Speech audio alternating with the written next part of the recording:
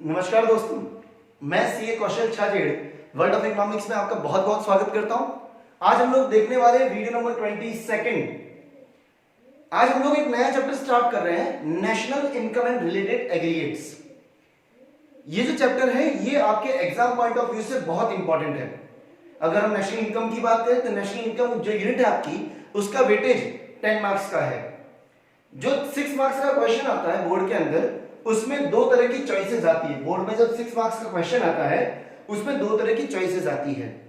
उसमें अभी तक तो जनरली मोस्टली ऐसा देखा गया है कि एक तो न्यूमेरिकल आता है और ऑप्शन में एक थ्योरेटिकल क्वेश्चन जरूर आता है।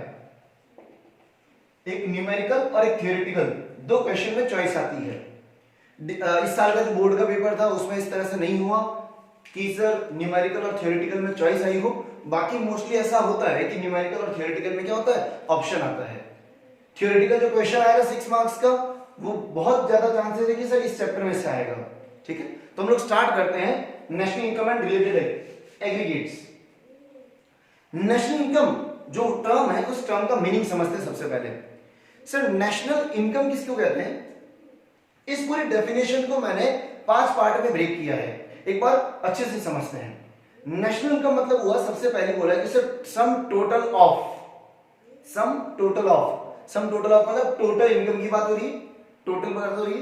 नेक्स्ट बोला factor incomes, sum total of factor incomes. कौन सी इनकम की बात करें, कौन सी इनकम लेनी है?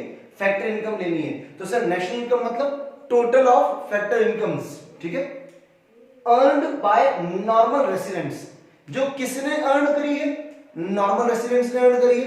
बहुत ध्यान से सुनना, factor incomes earned by normal resident, कमाया है पैसा, फैक्टर इनकम्स कमाई है। किसने कमाई है?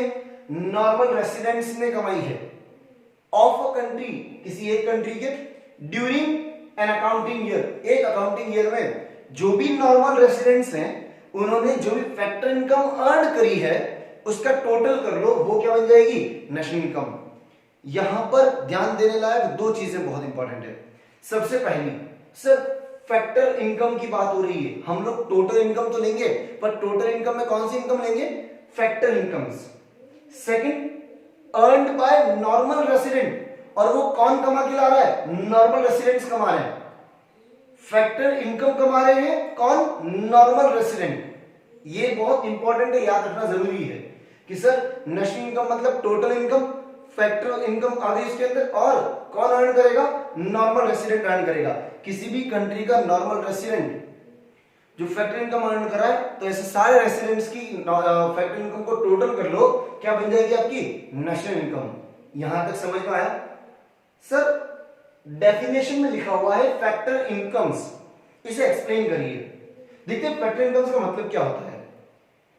फैक्टर इनकम मतलब आपने जो भी फैक्टर सर्विसेज प्रोवाइड करी, उसके बदले में आपको जो पैसा मिला वो पैसा हो गया फैक्टर पेमेंट्स, और उस फैक्टर पेमेंट्स को हम बोलते हैं फैक्टर इनकम। अगर आप लोगों ने मेरी पिछली वीडियोस देखी है, 19-20 जो वीडियो थी मेरी, अगर आपने 19 या 20 वीडियोस अगर ध्यान से देखी है तो आप लोगों को एक चीज समझ में आएगी कि sir producer sector household sector से फैक्टर सर्विसेज लेता है। मैंने आपको बोला था कि प्रोड्यूसर सेक्टर कुछ भी प्रोडक्शन करने के लिए हाउसहोल्ड सेक्टर से क्या करता है सर? फैक्टर सर्विसेज लेता है। अब ये फैक्टर सर्विसेज जो प्रोड्यूसर सेक्टर ने ली है, इसके बदले में प्रोड्यूसर सेक्टर क्या करेगा? हाउसहोल्ड को पेमेंट्स करता है, जिनको हम फैक्टर पेमेंट्स बोलते हैं। ये फैक्टर पेमेंट्स एक्चुअल में क्या हमारी? Factor income. फैक्टर सर्विसेज में क्या क्या आ जाता है? अगर हम बात करें सिर्फ फैक्टर सर्विसेज, फैक्टर सर्विसेज के बदले में मिला हुआ पेमेंट मेरी क्या बोलेंगे? फैक्टर इनकम है। फैक्टर सर्विसेज क्या क्या होगी? फैक्टर सर्विसेज में 4 चीजें आ जाती: लैंड, लेबर, कैपिटल और एंटरप्रेन्योर। देखो हम लोगों ने ये चीज पहले भी डिस्कस कर रखी है। तो फैक्टर सर्विस प्रोड्यूसर 4 तरह की फैक्टर सर्विसेज या तो हायर करता है या परचेस करता है हाउसहोल्ड से: लैंड, लेबर, कैपिटल, एंटरप्रेन्योर।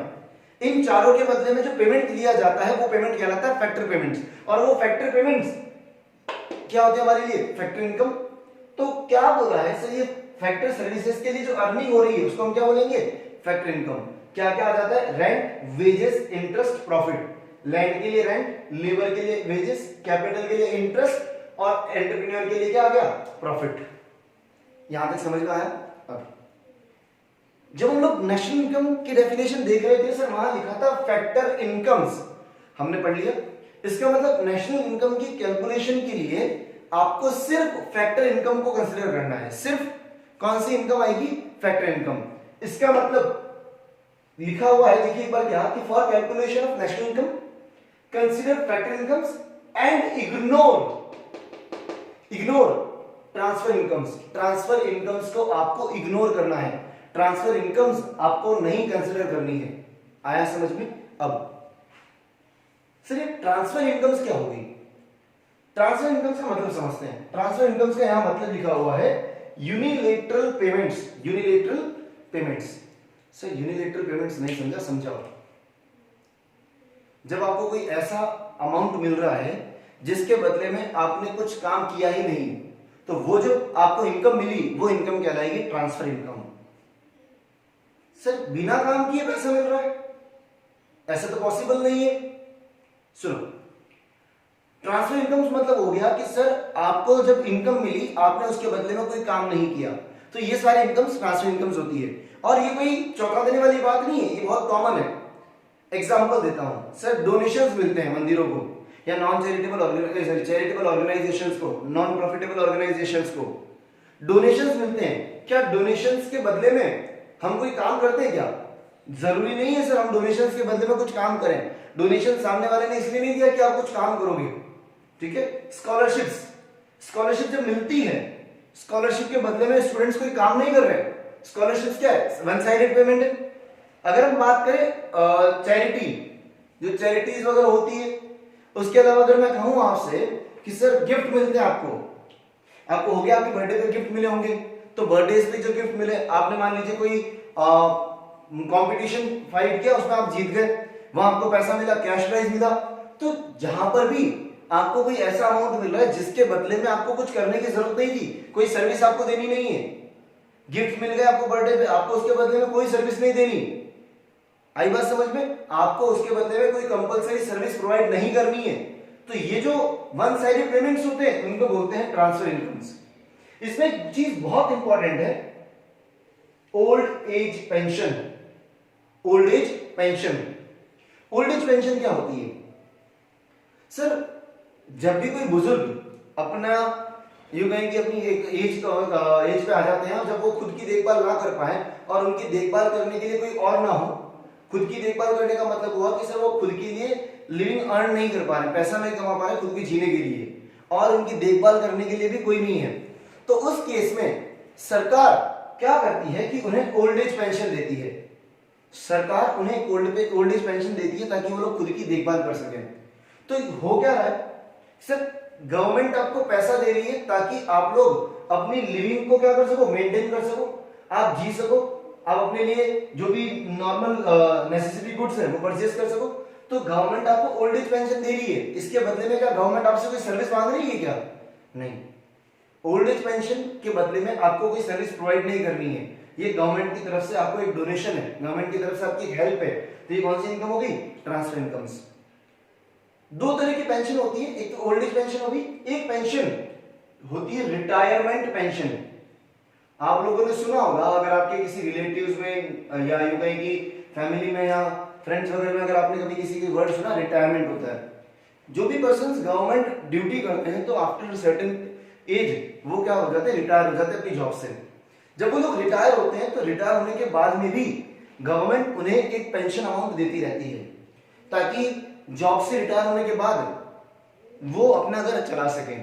तो जो रिटायरमेंट पेंशन गवर्नमेंट दे रही है, ये रिटायरमेंट पेंशन इसलिए नहीं दे रही कि सर आप बूढ़े हो गए हो, हम आपको पेंशन दे रहे हैं आप जी सको, इसलिए नहीं।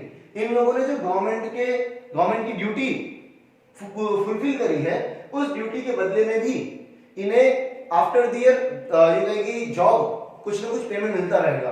तो ड्यूटी के बदले में मिल रहा है, ऐसा नहीं कि कुछ किया नहीं और ऐसे ही दे दिया। इन्होंने कुछ सर्विस रेंडर करी थी पहले, उसके बदले में इनको उनकी जॉब के बाद में भी पैसा मिल रहा है।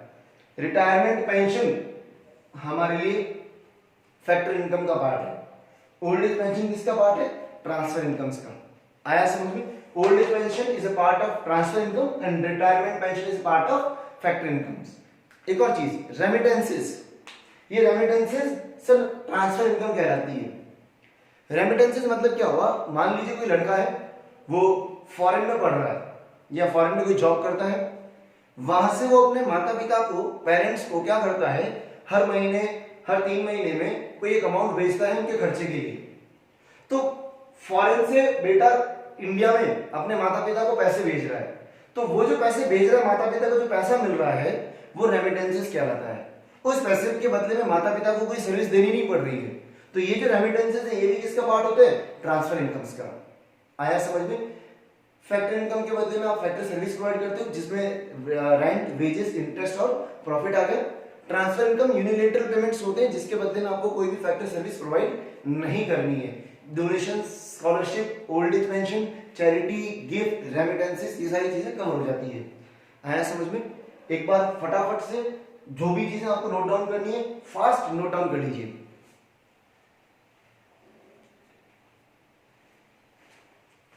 आया समझ में? अब हम नेक्स्ट वीडियो में इस चीज के ऊपर डिस्कशन करेंगे, बहुत इंपॉर्टेंट है, मोस्ट इंपॉर्टेंट जो है नॉर्मल रेसिडेंट्स क्या होते हैं।